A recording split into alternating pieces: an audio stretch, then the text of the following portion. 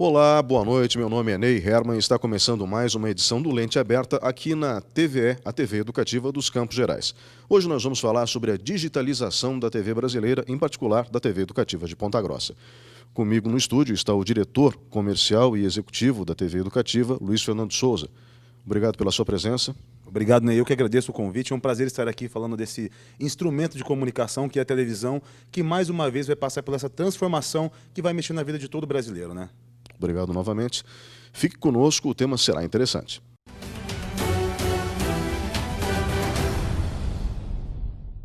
Olá, estamos de volta com o segundo bloco do programa Lente Aberta. O tema de hoje é a digitalização da TV brasileira, em particular da TV Educativa de Ponta Grossa. Comigo no estúdio, o diretor executivo e comercial da TV Educativa, Luiz Fernando Souza. A TV chega no Brasil com um certo atraso, em 1950, e veio através de um homem extremamente corajoso, um mega empresário da comunicação na época, que era Assis Chateaubriand, dono dos Diários Associados, e ele traz não só o primeiro canal de TV, como os primeiros aparelhos de TV. Espalha pela cidade de São Paulo, e isso vai evoluindo. Nós passamos por fases diferentes, vem um processo de desenvolvimento do filme, porque era tudo um filme, né? Você tinha que revelar o filme, por isso que a expressão era telecine, né? Porque havia uma película sendo gravada. E daí, nos anos 80, surge o videotape, você pode gravar por cima da fita, o que faz com que tudo seja revolucionado. Antes disso, vem uma mudança para a TV a cores no Brasil. Se eu não me engano, acontece em 1973 com a novela O Bem Amado na Rede Globo. Mas essas mudanças tecnológicas mexeram com o povo brasileiro até que ponto? Como que isso interferiu? Eu gostaria que o senhor desse uma contextualizada nesse processo histórico até a gente poder chegar na digitalização atual. Certo, Ney. É um processo que muitas vezes é imperceptível, que as pessoas elas observam e assistem a televisão, por ela estar tão incorporada no seu dia a dia, não percebeu o que aconteceu com ela ao longo desse processo histórico. Chateaubriand foi chamado de louco, que a televisão não teria a menor utilidade para o Brasil. Ele enfrentou uma concorrência muito grande, muito crítica dos jornais da época, né? Por mais que ele fosse dono de alguns jornais, mas ele teve uma concorrência muito agressiva e crítica da televisão. Mas vamos contextualizar esse tema muito rapidamente, porque a história é muito longa e muito rica, né, da televisão. A TV ela chegou então num formato preto e branco, numa televisão muito grande, que era um objeto assim, não era como hoje que a gente tirava de um ambiente da casa e colocava em outro, né? Ela teve a primeira mudança, o primeiro grande choque para a realidade, foi quando as pessoas começaram a assistir ela colorido. Então virou um negócio assim que encantador. Tinha som, imagem, movimento. As pessoas até então não eram acostumadas com isso, principalmente no Brasil, que foi uma revolução tardia, principalmente do colorido, né? E foi a primeira grande movimentação da televisão. Por mais que a qualidade dela não tinha uma visualização tão boa quanto temos hoje, era um instrumento de interatividade e de interação das pessoas. Era uma rede, eu digo muito que era uma rede social. As pessoas se juntavam em alguns lugares para assistir televisão para não ter essa penetração tão grande. Em ruas, às vezes uma casa numa rua tinha televisão, as pessoas se juntavam em determinados horários para assistir e trocar ideia, bater papo ali na frente da televisão, né? Foi a grande sacada da televisão brasileira, principalmente, né? Pelo seu alto custo. Mas, após isso, a televisão teve várias evoluções, tanto em tecnologia interna de produção de programas, ela deixou de ser só ao vivo, conseguiu algumas edições, algumas interatividades com o telespectador, né? Isto posto, a televisão ela teve um grande choque, tanto comercialmente para os diretores executivos de televisão, quanto para o telespectador. Foi quando inventaram esse negocinho aqui chamado controle remoto. Isso aqui tirou o conforto e a comodidade de quem produzia televisão, que tinha a sua fidelidade. Porque era difícil a pessoa estar assistindo um programa, vou levantar, trocar de canal. E era muito fácil você vender um comercial, sabendo, você tendo a certeza que a televisão, que o telespectador estava ali assistindo, né? Então essa aqui, o controle remoto, foi uma das grandes mudanças. Por mais simples que seja, ele tinha fio no começo, né? Ele ficava do seu lado, mas você já conseguia trocar o canal. Isso foi uma grande reinvenção, porque as emissoras concorrentes começaram a ter uma produção melhor, mais atrativa, e como criar um comercial que prendesse o telespectador na frente dela. Então eu falo que antes da digitalização, a maior revolução da televisão foi o controle remoto. Isso proporcionou uma concorrência maior, uma produção de qualidade maior. E, em seguida, a internet começou a evoluir e concorrer indiretamente com a televisão, né? Aí a televisão começou a ter alguns concorrentes de divisão de atenção e audiência, assim dizendo, com o telespectador, né? Que foi o boom do desktop, né? Quando o brasileiro começou a ter acesso a essa ferramenta de utilização, internet, enfim, para vários usos, né? O telespectador começou a sair de frente da televisão e para outro cômodo da casa, onde tinha um computador. Aí foram criadas as primeiras redes sociais, como Mirk, CQ, aí veio o Messenger, depois o Orkut, enfim, várias redes sociais que começaram a dividir essa atenção com o telespectador. Aí a televisão pensou, como eu vou entrar nesse novo formato de interatividade? Como que eu vou concorrer com a internet, com o computador? A nossa internet ainda é muito deficitária no Brasil. Imagina lá há alguns anos, não vamos longe, há 10, 12 anos atrás, quando ainda era discada na maioria das residências, né? E a televisão começou a perceber que a comunicação analógica com a digital ela era muito lenta e muito demorada. E essa geração nova dos baby boomers, geração X, geração Y, ela tem um consumo imediato, não tem aquela paciência para carregar um vídeo, para assistir alguma coisa na internet. E a televisão começou a se adaptar, investimento em tecnologia, em comunicação mais ágil, em equipamentos de produção melhores. Só que ainda toda a entrega de sinal ainda era analógica, então isso dificulta muito ainda essa entrega de mídia, a entrega do produto final para o telespectador e para o internauta, né?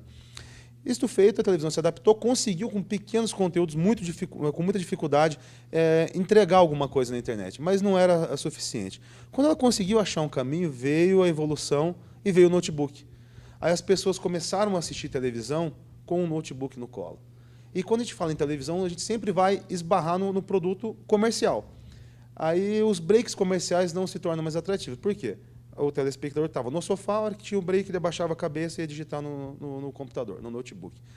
A televisão evoluiu para alguns conteúdos, evoluiu para uma interatividade. Participações especiais do telespectador dentro de um programa ao vivo.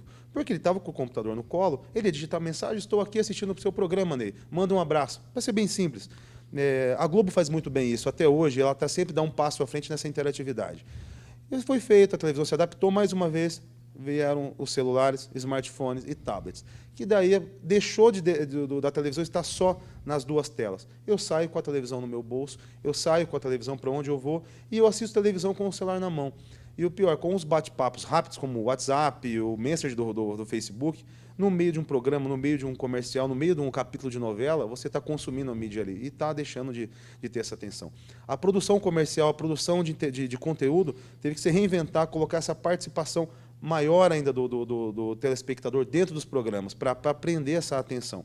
E voltando um pouco atrás, foi onde teve o boom do merchandising da televisão, o merchandising testemunhal, que você não interrompe o conteúdo para falar de um produto, de um serviço, de uma promoção ou de uma oferta, né? Que daí o próprio apresentador se torna um promotor de vendas. No meio do conteúdo, ele vira e fala do produto que está ali patrocinando, de alguma ação, de alguma oferta, de algum evento. Então, essas adaptações que às vezes o telespectador não percebe, que a televisão ela teve que se adaptar devido às novas mídias, aos novos formatos de interatividade, principalmente, que hoje, essa geração que está vindo aí, ela quer participar, ela quer clicar, ela quer teclar e ver o nome, ver a foto, ver uma hashtag na televisão com o nome dela. É a realização de qualquer jovem, adolescente, quando vê sua foto ou uma frase sua num programa, para ele poder tirar foto da televisão. Olha onde nós chegamos. Quer tirar uma foto da televisão onde ele se vê para publicar numa rede social. Então virou uma comunicação 360 a televisão. E aí a gente esbarra naquilo que a gente falou lá atrás. A comunicação de internet deficitária, a comunicação TV-computador analógica versus digital, e como chegar nisso? Aí você pergunta, o que tem a ver tudo isso com a digitalização? O alto consumo de dados via celular, via tablet, esbarrou num teto limite chamado espectro de comunicação, que é onde a televisão, o HF, utilizava esse espaço. No Brasil, hoje, não tem para onde crescer mais, para 5G, 6G, enfim, para as tecnologias que vêm. O único espaço que conseguiria evoluir é essa frequência que a televisão analógica usa, que é acima do canal 50 até o 99. Aí as televisões começaram a conversar com a telefonia. O que a gente pode fazer?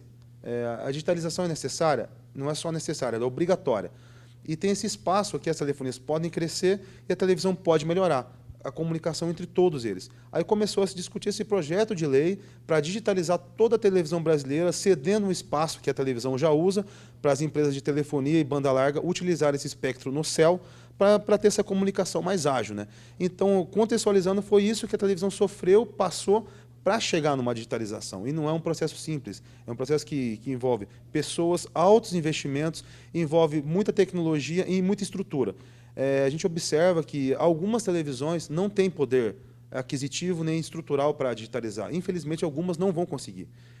Tem alguns casos, eu não vou citar nomes, que pode ser que tenham investimentos futuros, mas eu garanto para você que dia 31 de dezembro, que é o prazo final, muitas televisões, muitos local ou regional, não têm capacidade financeira de investimento para digitalizar. E esse vai ser um passo que a gente vai discutir ali na frente, o que vai acontecer com a televisão, mas, numa maneira muito rápida, é o contexto histórico e contemporâneo do que é a digitalização, do que é a televisão brasileira.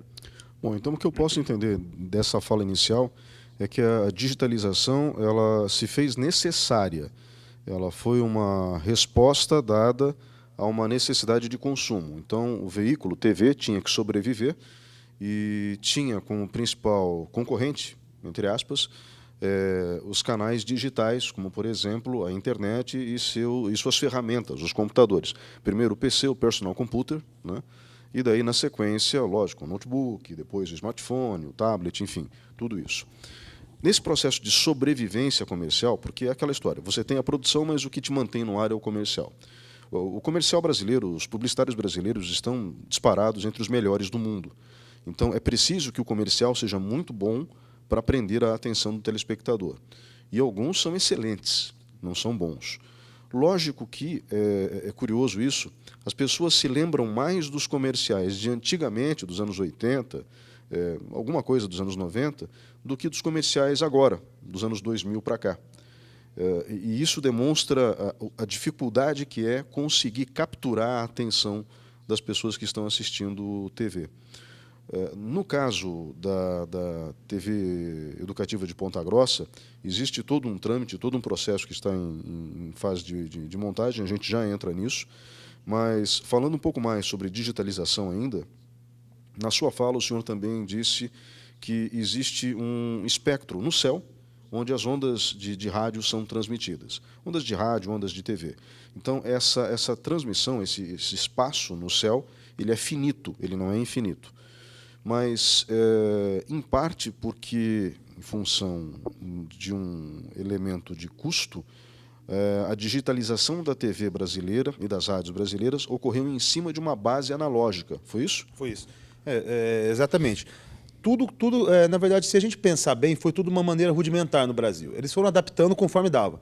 As torres, a maneira de transmissão, a abrangência do sinal. Então, assim, não vou dizer que foi tudo errado do começo, mas o Brasil chegou no limite, no teto de frequência de radiotransmissão, seja para rádio, internet, telefone e televisão.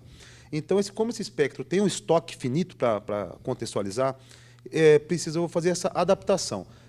Vou citar um exemplo. Se não existisse essa faixa de frequência, de 50 para cima, é a faixa de 700 MHz chamada, o Brasil pararia no 4G. A gente não conseguiria evoluir para outras tecnologias 5G, como o Japão já opera. Então, essa mudança é mais uma adaptação da TV brasileira para conseguir uma comunicação mais eficaz. Só que isso também tem um limite. Eu ouvi em palestras que, se a gente chegar no futuro, a tecnologia 8G, 10G ou inventarem uma tecnologia maior, o Brasil precisa reorganizar todo o sistema. Então, a televisão vai ter que passar por outra mudança, outra transformação, a telefonia, outra transformação. E são, como eu disse, investimentos muito caros. Eu não sei, confesso, aonde a gente pode chegar em 7G, 8G, 10G, uma nova tecnologia de comunicação via smartphone, via telefone. Então, essa mudança ela é muito mais obrigatória, contribuindo para a telefonia, para o volume de dados, do que para a própria televisão. Eu vou usar um exemplo da TV educativa. Eu poderia ser digital no meu canal 58. Eu falei assim, Ney, vamos fazer um projeto e vamos digitalizar o canal 58. Não teria problema nenhum. Só que nós estamos cedendo, no caso nosso, esse canal 58 para uma banda de telefonia. Então, todas as emissoras do Brasil que estão acima dos 50, elas estão cedendo, vendendo algumas, quando ela é uma televisão privada, ela está vendendo o canal para uma empresa de telefonia, essa frequência. Então, não teria problema nenhum de digitalizar no nosso canal. Então, nós vamos descer o nosso canal, aproveitando falar que o nosso canal brevemente será o 14 no digital, já está homologado também. nós estamos cedendo esse espaço. Então, é mais uma adaptação de comunicação. Como eu disse, como ela não foi um planejamento a longo prazo, a gente teve que mudar. Todo mundo está mudando para isso. E numa próxima mudança, o que fazer? Ceder mais canais não vai ter como. Então, vai ter que o Brasil se replanejar num futuro próximo. Não só o Brasil, como a maioria dos países da América do Sul.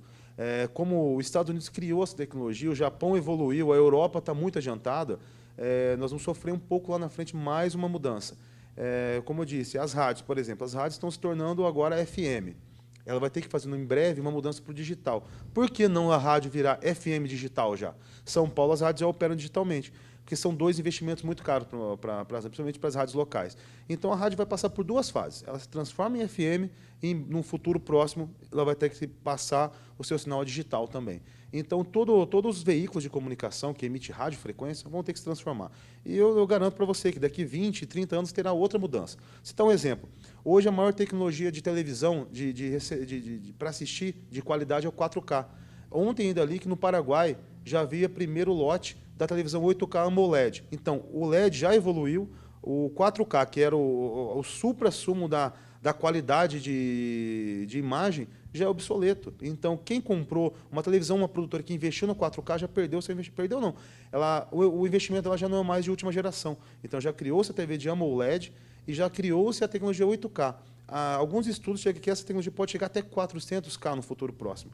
Então, não tem fim. Então, o investimento tem que ser muito planejado para ser feito. E não existe um meio termo. Se você investe no 4K e os equipamentos vêm em 8K, eles não se comunicam.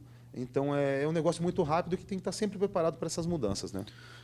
O que eu posso entender é que os equipamentos que reproduzem esse sinal, que capturam esse sinal, que capturam o sinal de vídeo, que reproduzem o sinal de vídeo, que editam o sinal de vídeo, eles são programados numa determinada capacidade de tráfego de dados. Vamos pensar em equipamentos digitais.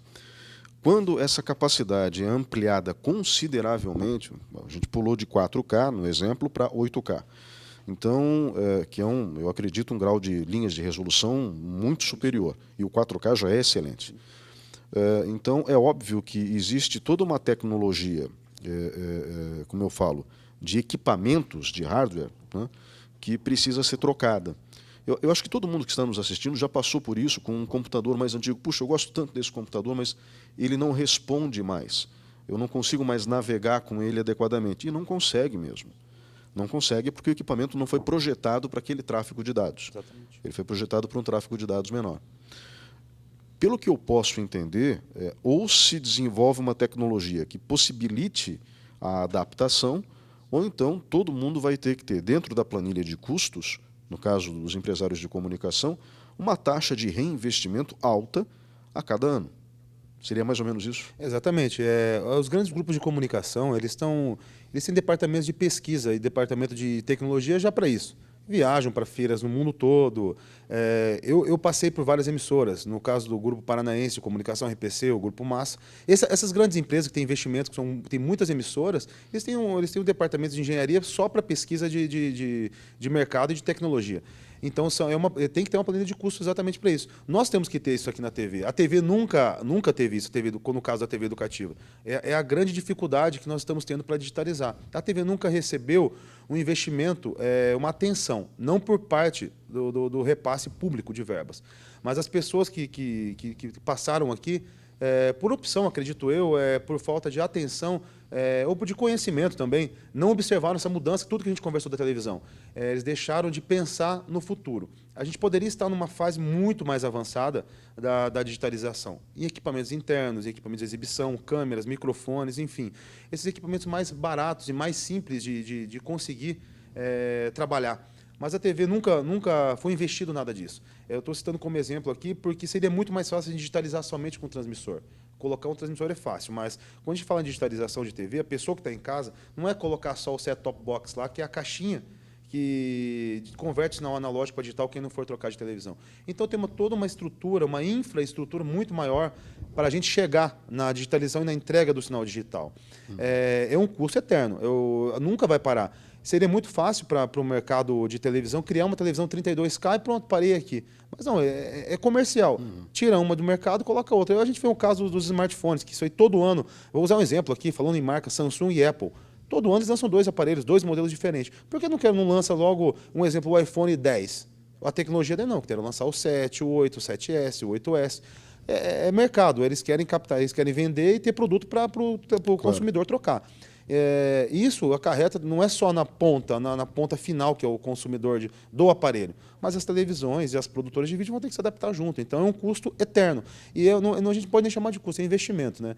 Porque toda vez que a gente evolui, melhora o conteúdo, melhora a produção, melhora a mão de obra, melhora os estudos, enfim. Então é uma cadeia que nunca vai acabar, principalmente a comunicação, né? E essa troca de televisão e computador faz com que as pessoas querem buscar isso. As pessoas dão um jeito sempre de comprar uma televisão melhor, um celular melhor, né? Uhum. Pelo que eu posso entender também da sua fala até agora, nós vamos precisar de um governo federal e de um Ministério das Comunicações que se preocupe efetivamente com isso. Recentemente, aqui em Ponta Grossa, um grupo de estudiosos verificou quais são os setores de inovação que a cidade tem vocação, e um deles é tecnologia de informação e comunicação. Por quê? Porque é uma área transversal, afeta todas as demais. E essa é a minha preocupação em relação ao Brasil e, obviamente, à região onde a gente vive. Porque, pela sua fala, a gente vem se desenvolvendo. A gente já vai chegar no caso da TV educativa no próximo bloco. Mas, dentro do Brasil, se a gente não tiver esse processo que exige uma certa coragem, talvez linhas de crédito adequadas a juros baixos para esses grupos de comunicação, nós vamos ter uma disparidade no tráfego de dados entre o que é hoje o primeiro mundo e o resto do planeta. Né? O Brasil anseia ser alçado a uma categoria diferente. A China é o país que mais registra avanços tecnológicos patentes no mundo, hoje. Então, eu acredito que a China consiga se adaptar com certa facilidade, o governo chinês. Mas a Coreia do Sul também eu não vejo problema nenhum. Já a Coreia do Norte é um outro caso, né? E os demais países da Ásia, o Japão é muito desenvolvido. Então, a gente tirando esses países, não sei se a Austrália também é bem desenvolvida nesse aspecto ou não, temos a Europa e os Estados Unidos. Eu fico pensando no tráfego de dados daqui a uns 15 anos entre nós e eles. Quer dizer, nós vamos ter dificuldade para receber os dados, as transmissões, os vídeos, etc. e tal. Ou eles vão ter que se adaptar para a gente, ou a gente vai ter que se adaptar para eles. É mais fácil para eles que a gente se adapte. Né? Mas será que isso vai acontecer? Então, na verdade, assim, o Brasil hoje ele é um dos maiores exportadores de conteúdos de entretenimento do mundo. Os Estados Unidos tem um conteúdo muito particular, que o telespectador americano ele é o atípico do mundo todo. Existem canais só de comercial. Você senta, a televisão tem 24 horas de breaks comerciais. Não existe programa de entretenimento, de bate-papo, entrevista, novela, esporte. Alguns canais são somente para comercial. Você assiste propaganda. Então, o americano ele tem essa vertente muito consumista para a televisão. O que dá muito certo nos Estados Unidos são as séries, que hoje no Brasil é o grande pão quente da televisão, assim dizendo, é o consumo das séries que a gente impacta na internet. Então, na velocidade de dados, para você assistir uma série hoje, tem que ter existe uma empresa que é um aplicativo que está dentro da televisão somente nas Smart TVs e tem que ter uma internet de qualidade. Mas, voltando, o americano tem essa particularidade de ter um consumo de mídia muito diferente. No caso do Super Bowl, por exemplo, é a maior audiência do mundo. Chega a 93 pontos, 94 pontos de audiência uma final do Super Bowl. Então, o americano tem essa diferença um pouco do brasileiro.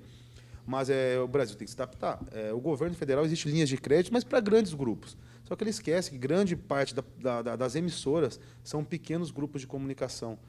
Quando nós vamos para o Nordeste e algumas regiões do Brasil, alguns políticos detêm esse poder das afiliadas das grandes emissoras. Mas, mesmo assim, existem grandes grupos que existem pequenas emissoras. Eu vou citar um caso assim, da Globo. A Globo ela tem a emissora Rio, São Paulo, Brasília e Minas Gerais, que é dela. As outras 122 afiliadas têm um dono. Então, não é da Rede Globo. O SBT, a mesma coisa, a Record também. E o governo federal ele tem uma linha de crédito para financiamento de ampliação de estrutura e tecnologia, já aprovado. Só que ainda é muito pequeno, não dá acesso para todo mundo. E o Brasil tem que mudar, ele tem que acelerar a passos muito longos. A digitalização nossa aqui está muito atrasada. Alguns países são digitalizados há muito tempo. Os Estados Unidos, Japão e a Alemanha, O telespectador hoje, com o avanço da digitalização, ele consegue fazer compra pelo controle remoto. Ele está assistindo uma novela, ele consegue, nossa, eu gostei da roupa desse ator. Ele clica, shop, vai para uma aba lateral, ele não para de assistir o conteúdo, ele consegue comprar a roupa do tamanho e chega na casa dele. Então, o controle já se tornou um instrumento de compra, um instrumento de interatividade. Eu quero voltar nessa cena. Não precisa ter um gravador de DVD, como no Brasil hoje, para você voltar na cena. Ele consegue, a cena se for legal. Ele, com o controle remoto, ele consegue voltar a cena que ele está assistindo e depois já voltar onde está no tempo real. Então, já está muito avançado a televisão, quase assim, nos países de primeiro mundo. Nós estamos muito atrasados. A única grande mudança nossa vai ser a qualidade de sinal e algumas informações que a gente consegue emitir hoje. A gente já consegue saber o canal que está assistindo o primeiro programa e o próximo. Tudo isso já em virtude da digitalização, mas é muito aquém do que vai chegar ainda. Então está muito atrasado no Brasil ainda. Obrigado pela participação nesse bloco. Nós vamos agora para um breve intervalo e voltamos em instantes com o programa Lente Aberta.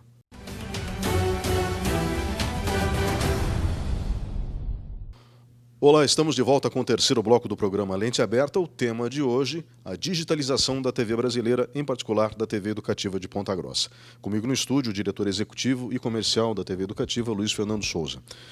Nós mostramos o cenário da digitalização da TV no Brasil, como que essa digitalização vem ocorrendo, um processo mais de adaptação do que propriamente de inovação. Sempre com tecnologia de fora, o ideal é que essa tecnologia fosse produzida aqui. Centros de excelência e pesquisadores nós até temos, alguns trabalham, inclusive, em empresas fora do Brasil. Para essas grandes fornecedoras de serviços de mídia, como, por exemplo, Samsung, Sony, enfim. Né? Mas fato é que nós não temos isso. Aí vem a TV Educativa de Ponta Grossa. Tem lá seus 15 anos, foi criada no governo Joselito Canto, recebeu algum investimento no governo Péricles, em termos de equipamento, mas o ex-prefeito Pedro Vosgrau, e aqui não é uma crítica, é uma questão de filosofia, ele não acreditava que a prefeitura tinha que ter uma emissora de TV. A TV Educativa é vinculada a uma fundação, que é a Fundação Educacional de Ponta Grossa, a FUNEPO, e essa linha, embora eu até entendesse em alguns aspectos, do meu ponto de vista é um equívoco, porque a TV ela é uma ferramenta de desenvolvimento social. Não sou eu que digo isso. Quem diz isso é um dos maiores intelectuais que a sociedade brasileira já teve, Edgar Roquette Pinto, que foi um dos fundadores da Rádio Sociedade do Rio de Janeiro em 1923. E quer queira, quer não queira, por exemplo, o Telecurso Segundo Grau da Globo ajudou e mudou a vida, radicalmente a vida de muitas pessoas. E a TV educativa, ela, não só de Ponta Grossa, TVs educativas do Brasil, tem mudado a vida de muita gente. TV Cultura de São Paulo, que é a emissora com a qual nós temos a divisão de grade, ela é extremamente benéfica, inclusive para o consumo de desenhos animados, a programação infantil, é considerada uma das melhores do mundo. Aliás, a TV Cultura de São Paulo é considerada a segunda melhor TV educativa do mundo, atrás apenas da BBC de Londres. Isso muda a realidade de quem assiste. É um fato. E a gente vem trabalhando muito nisso aqui em Ponta Grossa para que a TV tenha esse tipo de conteúdo. Mas para que a TV tenha esse tipo de conteúdo, existe a necessidade de investimento e a manutenção dela no ar agora com sinal de digitalização. Vamos para termos práticos. Como se encontra o processo de digitalização para que a gente possa esclarecer o público? Então, Ney, só voltar um pouquinho no que você disse, chega a ser uma insanidade não acreditar em uma TV pública. No Brasil hoje, ninguém enche uma mão de televisões, de canais educativos, de emissoras do interior. Cito exemplo, no sul do Brasil nós somos a única. Então são pouquíssimas e raras que não estão localizadas na capital do estado. Então foi um grande feito o Joselito conseguir essa concessão para Ponta Grossa. Muita gente me questiona como ele conseguiu. Falei assim, na época tinha um trânsito muito fácil, político para isso, e ele conseguiu. E descartar isso aqui chega a ser, como disse, uma insanidade. E o prefeito, o Marcelo, ele teve essa ideia, esse planejamento de fechar a TV. Foi criticado por uma cruz que não era dele, que não era para ele ter carregado isso aqui. A televisão, quando eu cheguei aqui na primeira semana, eu falei isso para você e falei isso para o prefeito. Eu falei, prefeito, o senhor tem razão, tem que ser fechado. Aquilo é um ralo de dinheiro, é um gargalo que não tem o que fazer. Eu, noites e noites em claro, pensando o que fazer para a TV educativa. A TV, no primeiro momento, ela não tinha estrutura técnica, não tinha estrutura de transmissão e tudo deficitário. É um exemplo aqui do estúdio, teto caindo, telhado descoberto, não tinha rede de edição, microfones não funcionavam, enfim, a televisão não tinha como operar.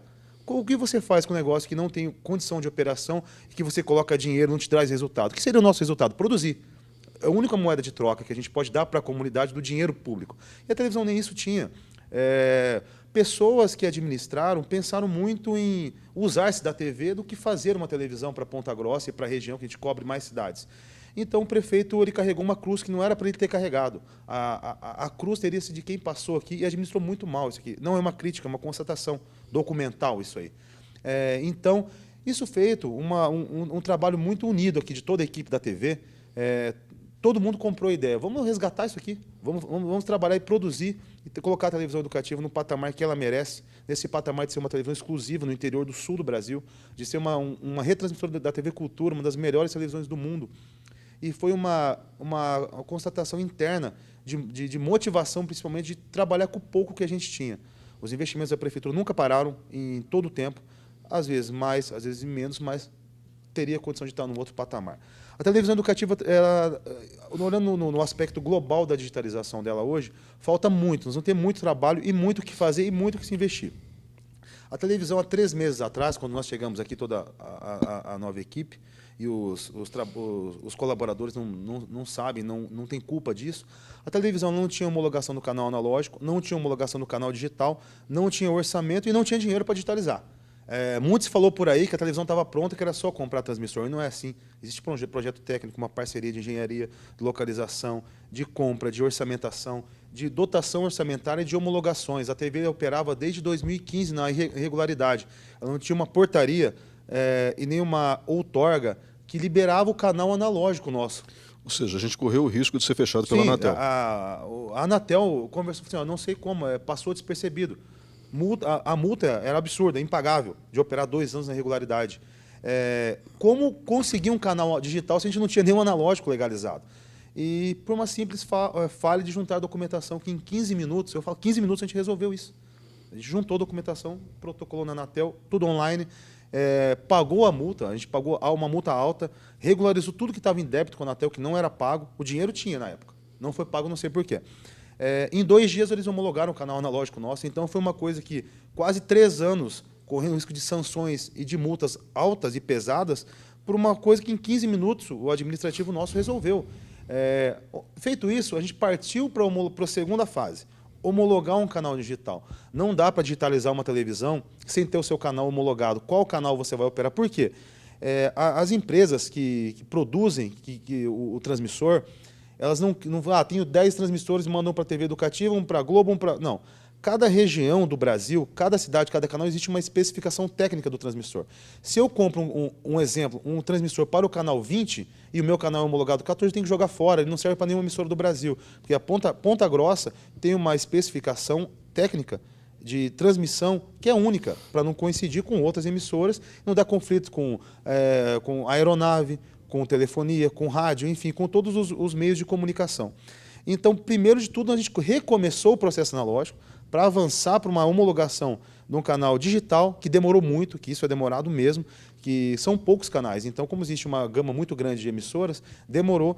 A partir do momento que a gente conseguiu homologar o canal digital, a gente começou o processo efetivamente de compra de um transmissor. E para a gente ser uma TV pública, depende de uma licitação. E nos próximos dias está sendo publicada essa concorrência das empresas que nós vamos comprar esse transmissor. Mas aí não para por aí. Não adianta eu colocar um transmissor montado de última tecnologia, de última geração, se a minha estrutura interna não está minimamente preparada. E o que a gente não tinha e não tem ainda essa preparação. Então a gente passa por compra de câmeras digitais, microfones digitais, adaptações internas no nosso exibidor, que é onde sai o nosso produto para a casa do telespectador. Então é um contexto muito grande falar-se que a TV educativa estava pronta, que é comprar o transmissor. Não tinha nada. Eu vou usar um exemplo, que como é público, os números vão estar no portal de transparência aqui. Um dia a gente tinha R$35 mil orçado, não em dinheiro. Dinheiro a gente tem para comprar. No investimento que vai chegar no ano que vem a R$1 milhão. Eu não sei quem planejou que com R$35 mil eu não compro os microfones para televisão. Então a gente teve que mudar o orçamento, tudo depende de decreto, de projetos de lei. Então é muito burocrático o negócio. Eu hoje me preocupo com o prazo final. que é 31 de janeiro, sendo que 31 de dezembro eu tenho que estar em regime experimental.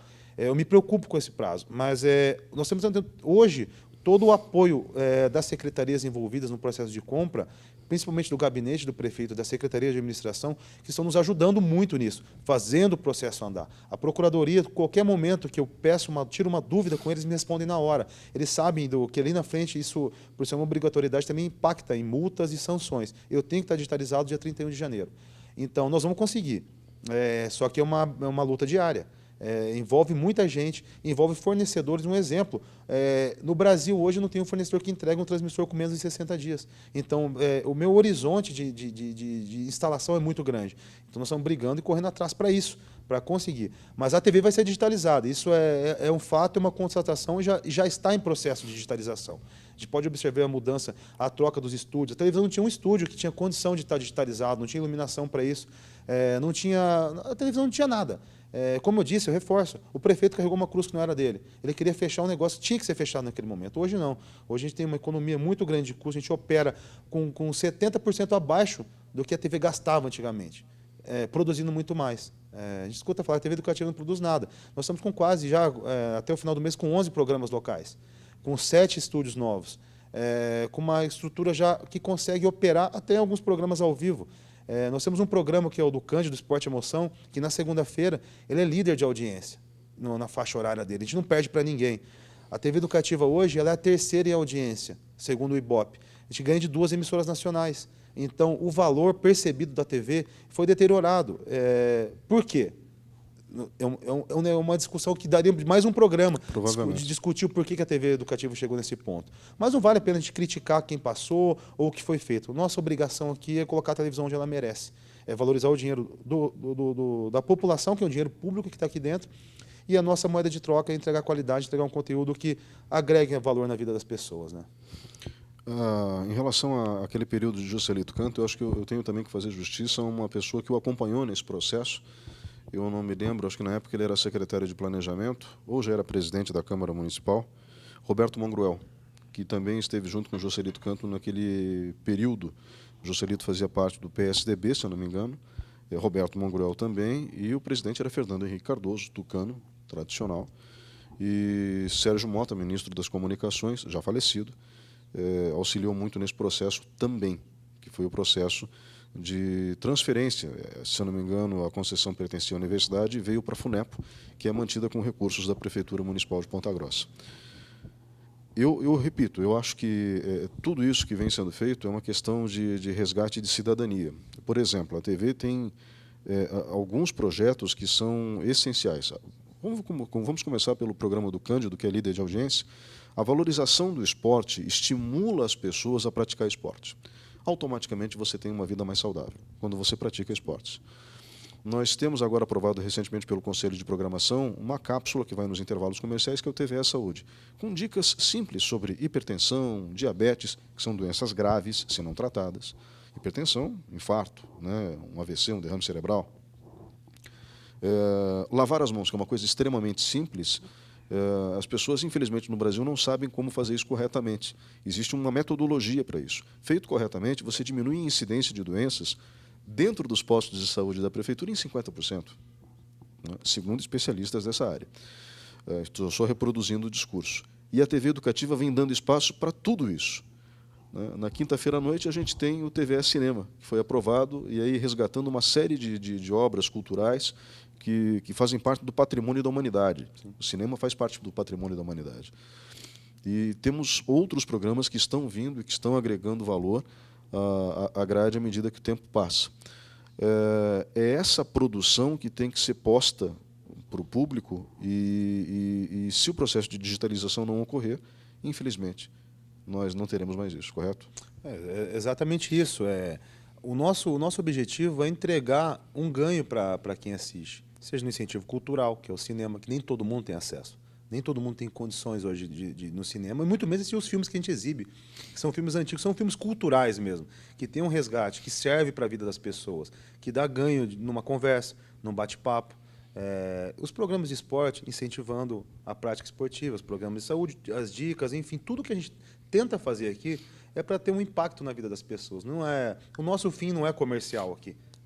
faturar e ganhar dinheiro com a televisão, mas sim dar um ganho para a população. Seja um ganho de saúde, um ganho de cultura, um ganho de aprendizado.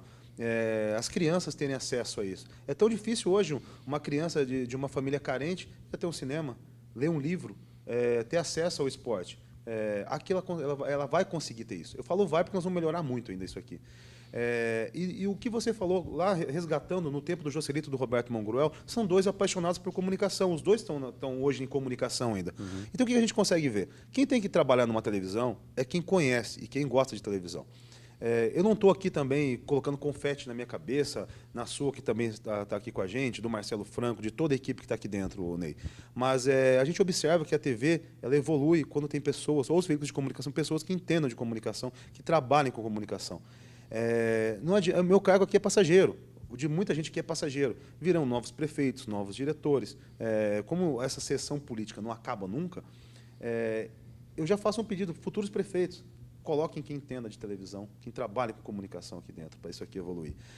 E a televisão começou aqui com um apaixonado pela televisão, que é o Joselito, né? Então, trabalhar, entregar conteúdo é uma responsabilidade muito grande, principalmente com a digitalização, que a gente abrange muito mais. Então, é uma responsabilidade muito grande para nós entregar isso e trabalhar com isso, mexer na vida das pessoas. Porque nós, de televisão, a gente entra na casa das pessoas sem pedir licença. Então, a gente não bate na porta para entrar. A gente não vai marcar um horário para entrar. A pessoa está ali, ela liga e assiste a gente.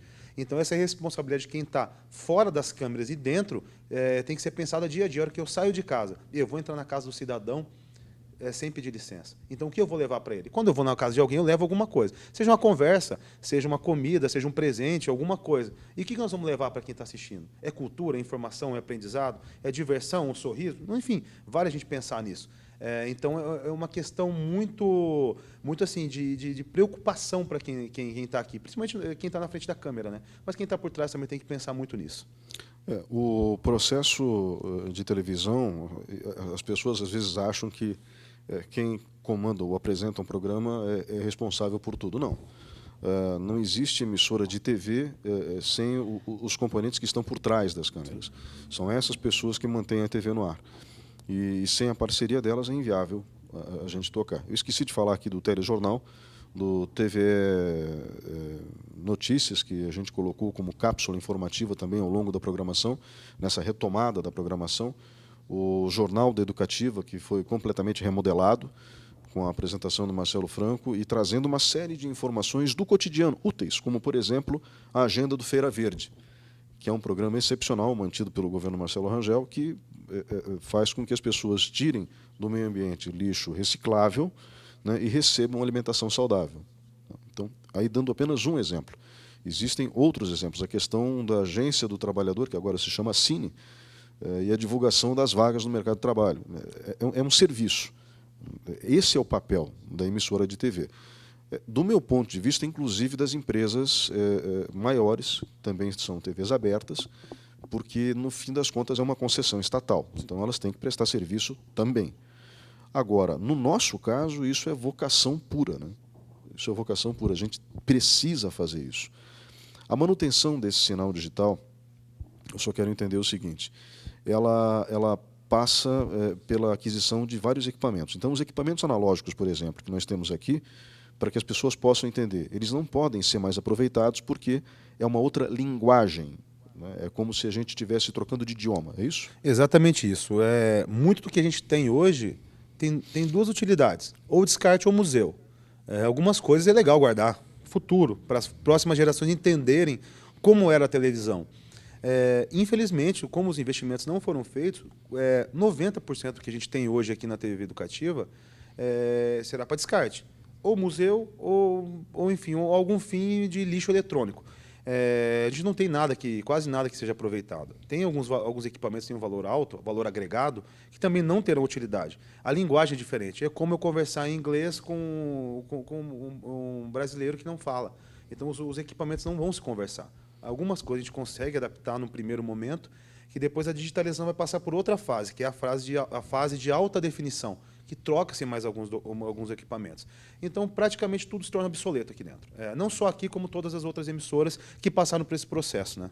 Bom, agora o senhor falou de um aspecto que é importante, a questão do que vai acontecer. Então a gente tem um prazo para implantar o transmissor, não é fácil. Aliás, se eu não me engano, a gente precisou primeiro do canal 14, é um novo canal da TV Educativa, vai ser canal 14, já a partir do ano que vem, não mais o 58. E o transmissor que vem ele precisa ser configurado exatamente para o canal 14. Se tiver qualquer mudança, já não serve mais para nada. É isso? É exatamente isso. Foi o que um engenheiro falou comigo. A gente pesquisou muito, a gente trocou muita ideia antes de digitalizar. Não pode ter erro numa digitalização, ainda mais tratando de dinheiro público. Então, foram meses e meses de pesquisa, de projeto técnico para a gente chegar no transmissor que a gente precisa. Nós não vamos perder para ninguém. O nosso transmissor aqui será mais potente que de qualquer emissora nacional. Nós teremos a maior potência na cidade em transmissão digital. Isso não aumenta custo, isso é estudo, isso é pesquisa. Fizemos uma parceria com a Rede Massa, vou agradecer aqui o Ratinho Júnior, Cajal, que abriu as portas para a gente. Cajal. O que está em Londrina, foi transferido para a diretoria regional da emissora de Londrina. Nós economizamos muito com essas parcerias. A gente evitou pagar um projeto técnico. E isso foi feito com muito cuidado para ter essa minuciosidade do canal 14 para a gente.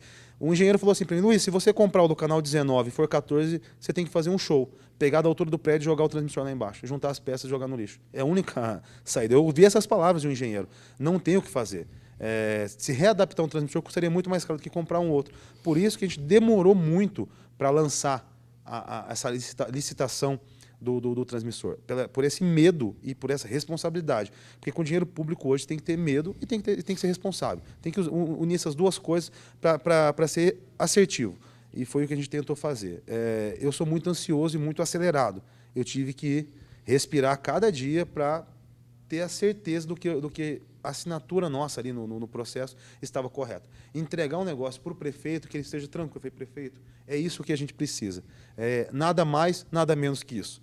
É o que a gente precisa para a TV Educativa estar digitalizada e não passar daqui 2 anos, vir um diretor e falar: faltou isso, ou ele comprou errado. Não, o que a gente está colocando de equipamento digital aqui, gerações e gerações de diretores, de apresentadores, de telespectadores vão usar o nosso. Eu não sei quando vai acabar isso. Isso é muito longo. Nós estamos comprando tudo de alta tecnologia. Como eu disse, o investimento é muito assertivo. O nosso sinal aqui, nós vamos chegar partindo de Ponta Grossa em várias cidades da região, para não investir lá na frente em retransmissores. Então, a gente estudou muito, orçou muito e cotou muito o que precisa para ser uma televisão, numa maneira romântica da palavra, brigar frente a frente com as demais emissoras. Em relação agora à parte de HD, High Definition, em inglês, já é um estágio posterior. Posterior, exatamente. São mais 2 fases de digitalização. A próxima, que é obrigatória depois do sinal digital, a gente chama de broadcast. É a fase de interatividade com o telespectador, principalmente o que tem algumas necessidades visuais e auditivas. Então, vai ser obrigatório um incremento da tecla SAP e um incremento de algumas transmissões com sinais diferentes. Então, tem um prazo obrigatório, que são quase mais 2 anos, que as televisões terão que passar por esse investimento de interatividade com esse público também, que merece atenção e todo o respeito. Só que como também é um investimento muito alto, é uma segunda fase. E a terceira fase é a transmissão em HD, que a qualidade de sinal vai lá em cima. Que daí, praticamente, sim, eu penso, as pessoas estão comprando o set-top box para receber um sinal digital. Quando ela se tornar totalmente HD, ela vai receber o sinal digital, só que diferente, de uma qualidade mais baixa. Então, são mais novos investimentos para o telespectador também. O governo federal instaurou um programa de compra de equipamentos para as pessoas participantes de vários programas sociais. Não é uma compra, eles recebem o kit digital para a televisão analógica, né? Então, são várias fases que a televisão, como eu disse, é um orçamento, é uma evolução que não vai parar nunca. Então, cada ano vai ter uma novidade, uma fase de investimento que vai agregar um valor em qualidade, em programação e produção das televisões no mundo, né? Uhum. E essas fases elas vão levar mais algum tempo, mais uns 2, 3 anos, é isso? Acredito eu que sim. Como todo ano, a digitalização seria o final dela em 2010, foi para 2014, 2016, findou-se o prazo de 2017. Então, esse não tem como postergar mais esse prazo de digitalização. E os outros também, eu acredito que, devido a esse caráter de investimento alto, o governo federal também entende que tem que ser segmentado e fragmentado cada segmento de exibição e de entrega de sinal de produto tem que ter uma fase separada para as emissoras conseguirem acompanhar o investimento. Algumas já estão totalmente prontas, outras ainda não.